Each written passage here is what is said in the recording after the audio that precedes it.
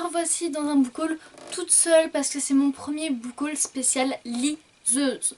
Vous me l'avez demandé il y a déjà le book haul dernier en fait. Et j'ai mis du temps à le faire, j'avais pas la motivation parce que quand c'est liseuse ça me motive beaucoup moins en fait. Je les lis moins en fait. Si je l'ai acheté surtout pour les vacances, donc forcément je lis pas trop, mais demain je pars en vacances et j'avais prévu cette vidéo et donc je vous filme cette vidéo à 23h20 parce que je n'ai pas le choix en fait. Voilà, donc c'est merveilleux. Je suis désolée donc si je dis des bêtises, si je suis fatiguée et tout ça, c'est parce que il est tard. Donc je vais vous lire, je vais vous parler de tous les livres que j'ai achetés sur liseuse ou qu'on m'a offert, etc. Il y en a 2-3 dont je vous ai déjà parlé, mais je vous en reparle parce que vraiment ça résume un peu tout ce que j'ai en ce moment sur ma liseuse. Et puis voilà. Donc ça commence donc par Jones, La vie d'une femme ordinaire, pas tout à fait ordinaire, de V. Hector. Il fait 336 pages en papier et 644 format liseuse. Donc c'est un format tout à fait respectable, très bien.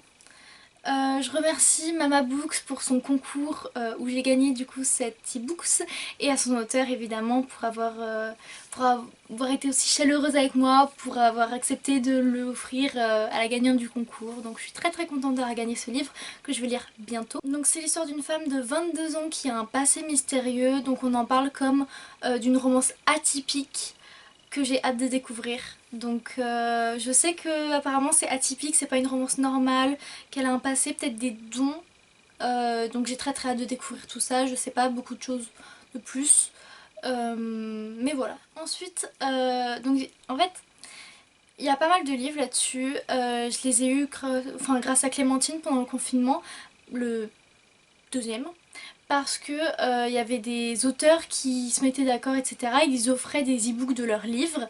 Et donc il y avait eu, si vous répondiez à ça, que vous donniez votre email, on vous envoyait un email et vous preniez ce que vous vouliez. Et du coup il y avait genre 100 e-books. Et moi j'en ai choisi genre un peu moins de 10. Et donc il y en a plein que j'ai eu gratuitement en fait. Parce que pour le confinement c'était pour occuper les gens, etc. Et j'ai eu Ivy Wild dedans. Et pour le Noël de Clémentine, elle m'avait demandé un livre de l'édition Bookmarks, mais ce que je voulais. Donc j'ai vu Ivy Wild et je me suis dit ça va totalement plaire à Clem. Donc je prends le livre 1. Si vous savez pas, quand vous commandez chez Bookmarks, vous avez le livre papier qui n'est pas déjà imprimé, il l'imprime exprès pour vous, donc ça prend beaucoup de temps la livraison, genre prévoyez un mois. Donc le temps qu'ils impriment le papier, qu'ils l'envoient, etc. Mais dès que vous faites la commande, on vous envoie un mail avec l'e-books. Donc vous avez le papier et les books. Et donc vu que c'est moi qui ai fait la commande pour Clem et que elle a pas de liseuse, c'est moi qui ai pris les books. Sans me dire que en fait il avait déjà. Et du coup j'ai commandé un livre pour avoir les books alors que j'avais déjà les books. Donc aussi c'était pour faire plaisir à Clem, donc je suis pas déçue vraiment, je sais qu'elle est grave contente. Mais j'étais un peu déçue d'avoir pris un livre où en fait il y avait déjà les books.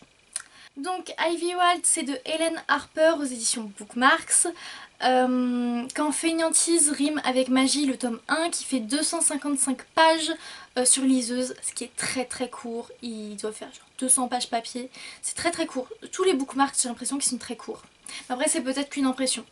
Donc c'est une fille qui est victime d'une erreur d'identité et ça l'emmène dans plein de folles aventures apparemment. Donc c'est un monde de magie et apparemment c'est vraiment quelqu'un de feignante qui veut rien faire, etc.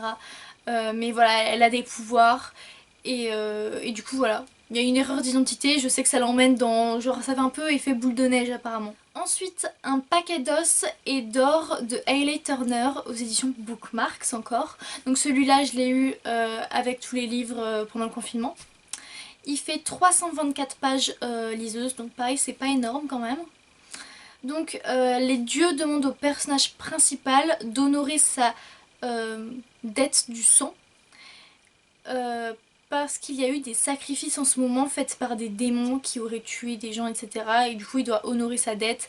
Et je sais pas ce qu'il doit faire avec les morts, mais peut-être trouver le tueur, je sais pas. Et donc c'est de la romance paranormale et de la mythologie nordique.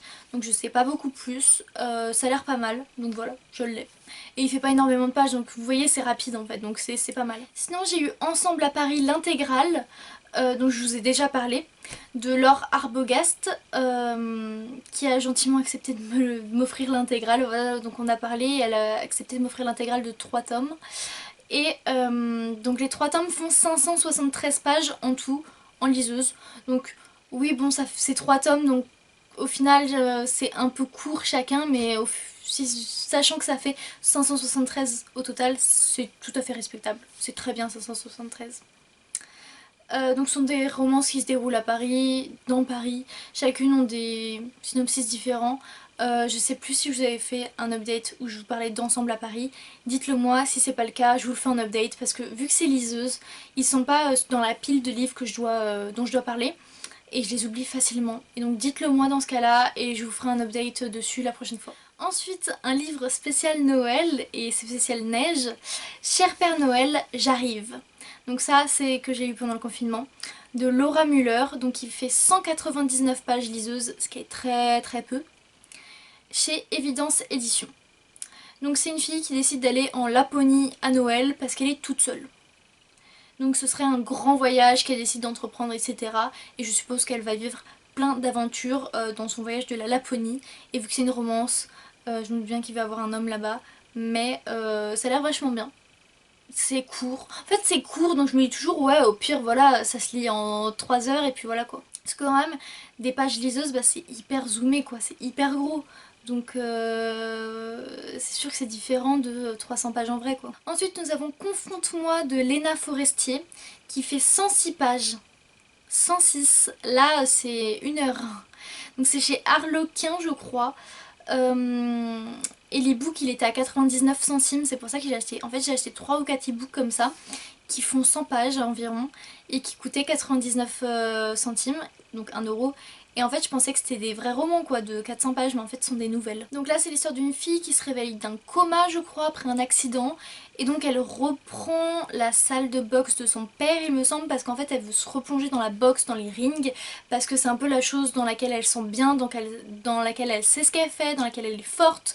Et donc elle se replonge là-dedans pour avoir cet aspect de familiarité, vous voyez, vu elle vient de sortir du coma, elle a besoin de familiarité. Et donc elle est sur le ring. Et voilà, donc il va se passer plein de choses dans le monde de la boxe, je pense. Et c'est une romance, il me semble. Ensuite, Brad et Cassie de C.N. Ferry. Il fait 213 pages, donc pareil, pas beaucoup. Donc c'est une romance entre 2 adolescents dont les parents sont en couple ou sont mariés, je sais plus. Et c'est aux éditions Sharon Kenna, je connais pas du tout. Sharon Kenna. Et donc, ouais, c'est un peu en mode Dimili, etc. Ou je sais pas, dans lesquels il y a des demi-frères, demi-sœurs. Bah Forbidden, ils sont vraiment frères et sœurs dans ce cas-là. Non, bah ouais, 10 surtout. Et donc ouais, ils sont pas... En fait, ils sont pas de sang, mais ils sont demi-frères, demi-sœurs dans le sens où les parents sont ensemble. Donc voilà, donc c'est une histoire d'amour entre 2 personnes où c'est pas trop accepté dans la société quoi. Et puis par rapport à leurs parents. Ensuite nous avons Coupable, donc ça c'est un thriller, donc on change totalement de style. C'est de Samuel Sutra, donc c'est une histoire où il y a 4 meurtres et le flic il doit les résoudre. Et c'est sur une île, sur Hawaï je crois. Et donc c'est chez Flamand Noir et il fait 189 pages. Donc ça, petite enquête, 189 pages en liseuse, ça va. Ensuite on a La Lettre à Lila de Vincent QF aux éditions Jouvence. Donc celui-là il fait 79 pages, c'est encore moins 79, oh là là, incroyable, mais 79, je sais pas, ça te prend une demi-heure. Je comprends pas genre écrire... Enfin oui je comprends que du coup c'est pas un roman, c'est une nouvelle, mais écrire quelque chose pour 30 minutes de lecture c'est hyper court quand même. Puis surtout les ventes, j'ai vu il y a des prix, c'est 6 euros, 7 euros. Tu veux 30 minutes de lecture, ça vaut pas le coup. Là c'est Lila, une jeune fille qui, à l'aube de sa vie d'adulte, écrit une lettre à son professeur de philosophie qui lui répond et ça tourne autour des 2 lettres. Donc de la lettre de base et de sa réponse je crois, donc ça va être un truc un peu philosophique en mode remise en question, tu passes à l'âge d'adulte, je pense que ça va être quelque chose comme ça. Ensuite, je vous en avais déjà parlé, Un portable, un charroux et un inconnu de Aurore Chatras, il fait 156 pages et c'est aux éditions Alter Real.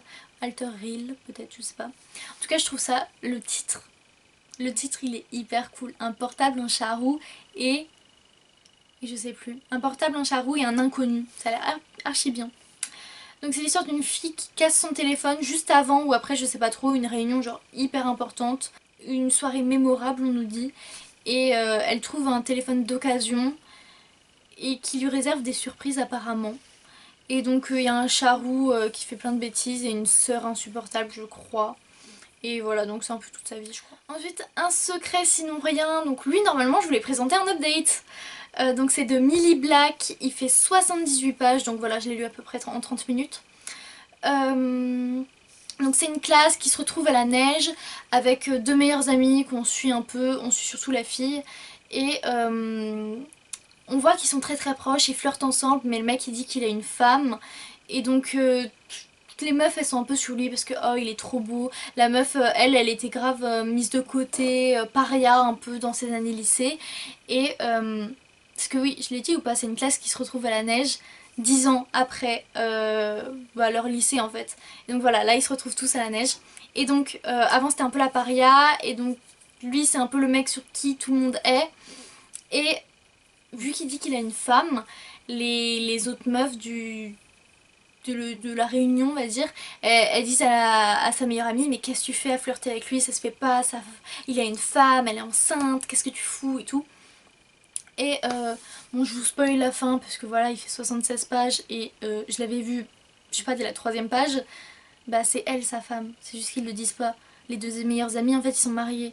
Mais c'était évident et le pire ce qui m'a vraiment genre tuée, c'est que elle a même pas genre le plaisir de le dire aux autres parce que c'est un peu le but de toute cette réunion, s'en remettre parce qu'elle a été genre grave harcelée et tout.